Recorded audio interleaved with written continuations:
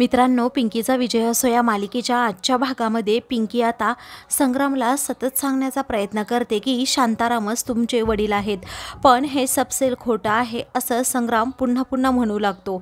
पिंकीचा आता नाईलाज होतो, कारण संग्राम हा तिच्यावर विश्वास ठेवायला तयारच नसतो। मग आता पिंकी डायरेक्ट युवराजच्या डोक्यावर हात ठेवते आणि म्हणते, माझ्या धनींची शपथ घेऊन सांगते, मी खरंच शांताराम काकाच हे तुमचे पिता आहेत। तेव्हा समजवायची याची लायकी नाहीच असं म्हणून युवराज पुन्हा त्याच्यावर गण रोखतो आणि खूपच चिडतो। त्यावेळी पिंकी म्हणते, थांबा धनी, अहो त्यांना आता माझं म्हणणं पटलंय। तेव्हा युवराज हा बंदुकीतील सर्व गोळ्या हा खाली झाडतो आणि म्हणतो, संग्रामकडे खूप रागात पाहत असतो। त्यावेळी संग्राम विचारतो, हे बघ पिंकी, तू कशावरून खरं बोलतेस, तुझ्याकडे पुरावा आहे का?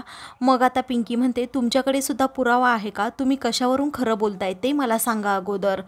तेव्हा संग्राम म्हणतो, हे बघ, तू जे बोलतीयस ते खरं असेल तर मी तो सरकारवाडा कायमचा सोडून जाईन। पिंकी देखील त्याला चॅलेंज देते, जर मी जे बोलते ते खोटं ठरलं तर आम्ही सर्वजण, घरातील सर्वजण सरकारवाडा सोडून जाऊ। त्यावेळी आता संग्राम म्हणतो, पण पुराव्यांचं काय? मग युवराज म्हणतो, ते तर मॅनेज करता येतात। त्यावेळी कुत्र्याचं शेपूट वाकडं ते वाकडंच असं म्हणून युवराज हा संग्रामवर आता खूपच चिडतो। तेव्हा पिंकी आता युवराजला गप्प करते, तर युवराज म्हणतो, जोपर्यंत माझ्या आईच्या तोंडून मी ते सत्य ऐकत नाही तोपर्यंत मी त्यावर विश्वास ठेवणारच नाही। तर संध्याकाळी सुरेखा ही रूममध्येच एअरझऱ्या घालत असते, कारण अजूनही पिंकी आणि युवराज घरी आलेले नसतात। तेव्हा सुरेखा म्हणते, कुठे यांचा पत्ताच नाही आहे आणि संग्रामचा सुद्धा काय करावं कळत नाही। तेवढ्यातच संग्राम आता तेथे येतो। तेव्हा आता तो खूप थकलेला असतो, दमलेला असतो। मग आता सुरेखा विचारते, काय झालं रे, पिंकीला मारलं की नाही?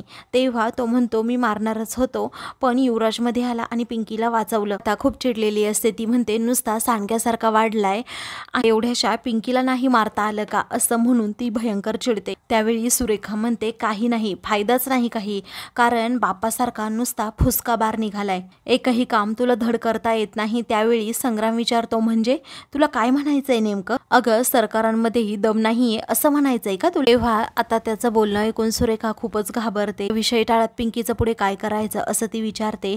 युवराज म्हणतो, हे बघ, त्या तळमजल्यामध्ये शांतारामला ते लपवणार आहेत असं वाटतंय, कारण त्या दोघांचं बोलणं माझ्या कानावर पडलं, त्यांनी तुझ्या विरोधातच प्लॅन केलाय असं वाटतंय। गण घे आणि त्या पिंकीला काय करायचं ते तू करून टाक, असं म्हणून युवराज आता तिच्याकडे गण देतो। त्यावेळी आता ती म्हणते, या पिंकीला आज मी सोडणार नाही, कारण चैत्रातल्या नवरात्रीचा शेवटचा दिवस आहे, ही पिंकी माझ्या हातून आता जाणारच, मी आजच त्या पिंकीला संपवून टाकणारच।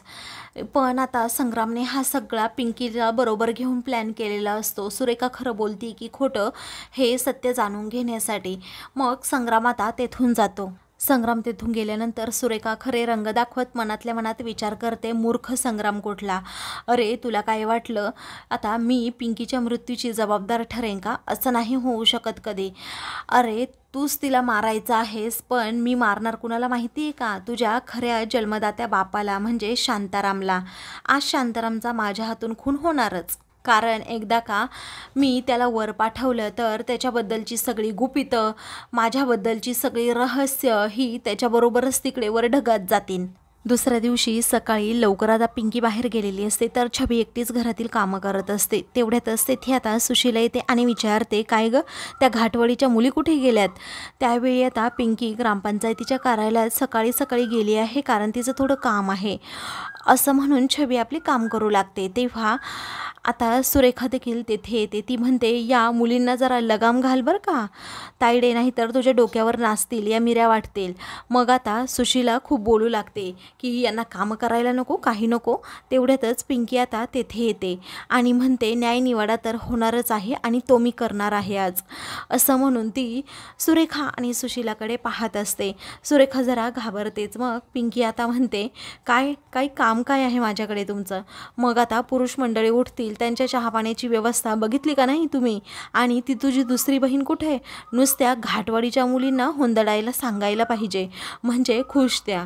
त्यावेळी आता निरी सकाळीच लवकर घर सोडून गेली आहे, कारण तुम्हीच तिला सांगितलं ना, घर सोडून जा, घर सोडून जा, काम करायला आली ना मी आता, असं म्हणून पिंकी आता सुशीलाला चांगली गप्प करते। तेव्हा ती म्हणते, जा पटकन, आज चैत्र पौर्णिमा आहे, देवीच्या आरतीचं पूजेचं सगळं साहित्यसुद्धा व्यवस्थित अगदी मांडलेलं पाहिजे मला आणि नैवेद्यामध्ये सुद्धा काही कमी नको असं म्हणून पिंकीला ती सूचना देत असते। तेव्हा पिंकी आता हो असं म्हणते आणि सुरेखाला डोळा मारते।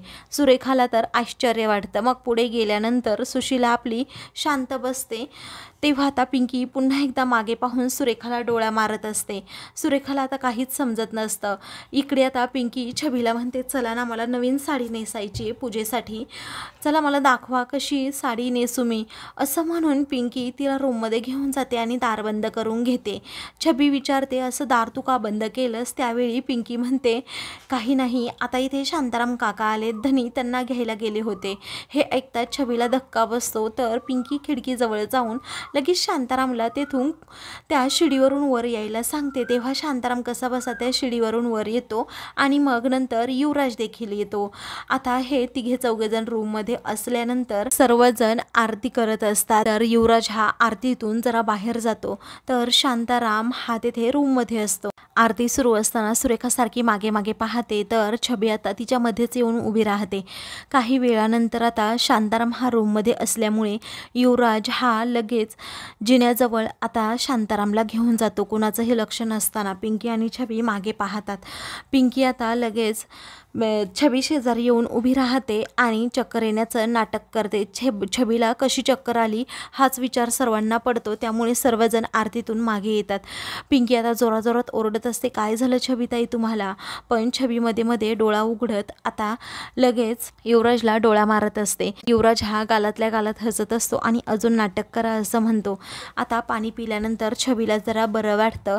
तेव्हा माझ्या लेकराला काय झालं होतं काय माहीत असं सुशीला म्हणू लागता। कोणाचंही लक्ष नसताना लगेच तळघरामध्ये सुरेखा ही जायला निघते। जिन्याने चाललेली असताना बरोबर पिंकी दुसऱ्या बाजूने जाते आणि शांतारामला घेऊन पुढे चालत असते। त्यावेळी शांताराम हा मागे पाहतो तर तेथे सुरेखा असते। सुरेखा पिंकी आणि शांतारामला एकत्र पाहते आणि लगेच तळमजल्याकडे जायला निघणार असते। इकडे पिंकीने आणि शांतारामने एक प्लॅन केलेला असतो की सुरेखाला अडकवायचं, म्हणूनच पिंकी तळमजल्यामध्ये आता शांतारामला नेऊन ठेवते आणि म्हणते काका तुम्हाला माहित आहे ना पुढे कसं करायचं? शांताराम विचारतो मला काही होणार नाही ना? तर आता पिंकी म्हणते मी आहे इथेच, तुम्हाला काहीही होणार नाही, फक्त इथे बसून राहा। पिंकी तेथून गेल्यावर सुरेखा लगेच तेथे येते आणि म्हणते की आता बघ तुझ्या बाबतीत मी काय काय करते ते, माझं बिंग सगळेजण फोडायला निघाले होते का? आता मी काय काय करते ना हे तुम्हा सर्वांना समजेलच। सुरेखा आता शांतारामला मारण्याचं ठरवते। काही वेळानंतर घरातील सर्वजण आता हॉलमध्ये बसलेले असतात। सुरेखाने आता खिरीचा बेत केलेला असतो। पिंकीचं सगळं लक्ष हे तिच्याकडे असतं, त्यामुळे ती नक्की काय काय करते, कोणतं औषध खिरीमध्ये टाकते हे पिंकी आणि युवराज सतत पाहत असतात। संग्राम देखील त्यांच्यामध्ये आता बसलेला असतो। मग काही वेळानंतर आता चित्रा ही तेथे येते आणि सुरेखाला किचनमध्ये पाहते।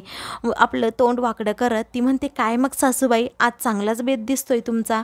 तेव्हा सुरेखा म्हणते हो मी आज चांगलाच बेत केलाय, कारण आज चैत्र पौर्णिमा होती ना, म्हटलं सर्वांचं तोंड गोड करावं असं म्हणून ती स्वतःच्या वाटीत ते औषध टाकत नाही, बाकी सगळ्यांच्या खिरीच्या बाउलमध्ये ते औषध टाकीला आता तिचा हा डाव समजलेला असतो। तर सुरेखाने केलेली खीर सर्वजण आता खातात। मग काही वेळानंतर पिंकी अवकं जड पडल्याचं नाटक करते आणि झोपून घेते। आता एकापाठोपाठ एक सर्वजण गुंगी येऊन बेशुद्ध होतात, त्यामुळे आता सुरेखाचा प्लॅन हा सक्सेस होतो। अगोदर सर्वांना चेक करते सर्वजण बेशुद्ध झाले की नाही, सर्वांना गुंगी आली की नाही। मग पिंकीकडे जाते आणि म्हणते तुला काय वाटलं तू मला मात देशील? अगं मी तुझ्या 10 पावले पुढेच असते असं म्हणून ती रागातच आता पिंकीला म्हणते की आता बघ मी त्या शांतारामचे काय हाल करते, त्याला तळमजल्यात लपवलं का? तर सुरेखा आता तळमजल्यामध्ये जाते आणि म्हणते की शांताराम तुला काय वाटलं रे, तू संग्रामचा बाप आहेस हे सर्वांना सांगशील का? असं म्हणून ती आता शांतारामला लगेच गोळी झाडते, पण तो शांताराम नसतो तेथे। आता फक्त त्याचं खरोखर चित्र आरशावर लावलेलं असतं। मग आता तो आरसाच फुटतो। पिंकी आता लगेच टाळ्या वाजवत पुढे येते। सुरेखाचा हा प्लॅन देखील फेल होतो। तिने स्वतः स्वतःच्या तोंडून कबूल केलेलं असतं की संग्रामचा बाप हा शांताराम आहे. तू इथे कशी असं सुरेखा विचारते तेव्हा खिरीमध्ये झोपेच्या गोळ्या टाकून औषध टाकून आम्हाला सर्वांना झोपवण्याचा प्लॅन होता काय, पण तुम्ही दिलेली खीर मी खाल्लीच नव्हती असं म्हणून पिंकी तिच्यावर हसते. तेव्हा आता मी तुला कायमचीच झोपवते असं म्हणून सुरेखा आता तिच्यावर गोळ्या चालवणार असता गणीमध्ये एकही गोळी नसते. सुरेखाचा हा प्लॅन फेल होतो. तर आता संग्राम तेथे येतो आणि आई असं रागातच म्हणतो आणि हातात असणाऱ्या सगळ्या बंदुकीतील गोळ्या दाखवतो. आता सुरेखा पूर्णपणे घाबरून जाते. घरातील सर्वजण तेथे आलेले असतात. तेव्हा सर्वांना असं जागं पाहून कुणालाच कशी झोप आली नाही याचा विचार सुरेखा करत असतानाच पिंकी म्हणते, त्या प्रश्नाचं उत्तर मी सांगते, कारण मी आणि छबिताईने सर्वांनाच इकडे आणलं. तुम्ही दिलेल्या औषधामुळे सर्वांनाच खरं तर गुंगी आली होती, पण उठवून सर्वांना इकडे आणलं. बापूसाहेब हे खूप रागात सुरेखाकडे पाहत असतात. संग्रामला तर त्याच्या आईवर विश्वासच बसत नसतो. मग आता पिंकी दुसरं सरप्राईज देते आणि म्हणते, सुरेखा मावशी हे पहा आता कोण येणार आहे असं म्हणून ती शांताराम काकांना आवाज देते. शांताराम आता तिच्यासमोर येऊन उभा राहतो. शांतारामला धडधाकट उभं पाहून आता तर तिचे डोळेच फिरतात. काय बोलावं तिला सुचत नाही. मग आता ती पूर्णपणे घाबरलेली असते. तर घरातील सर्वजण रागात तिच्याकडे पाहत असतात. मित्रांनो, पुढील भागामध्ये पिंकी आता सुरेखाला म्हणते, सत्य जगासमोर आलंच आहे, आता तुम्हाला आम्ही घराबाहेर काढणारच. म्हणून सुरेखा नावाचं वादळ घरातून काढण्यासाठी पिंकी आणि युवराज हे दोघेही सक्सेस होतात. अशाच मालिकेंचे पुढील भाग पाहण्यासाठी चॅनलला सबस्क्राईब करा.